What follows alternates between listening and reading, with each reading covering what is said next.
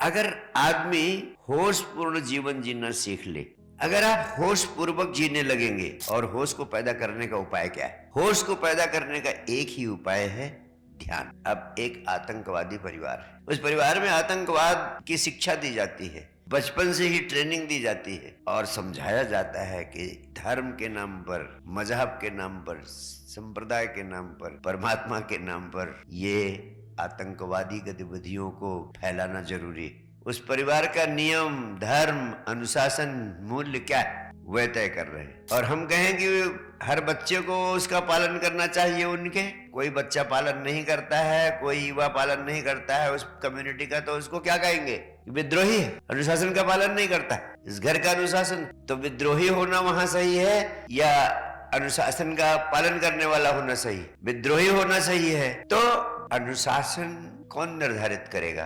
पुरानी परंपराएं?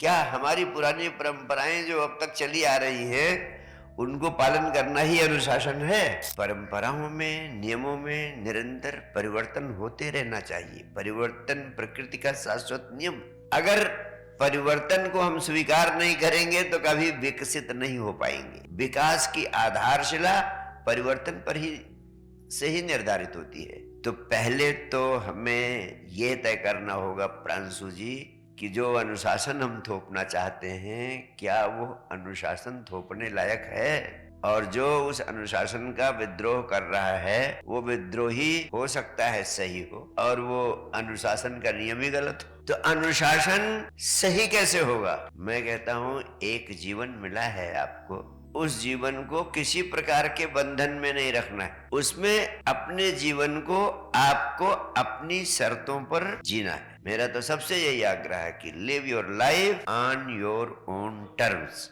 लेकिन ये उस व्यक्ति के लिए सही है जो होशपूर्ण हो गया।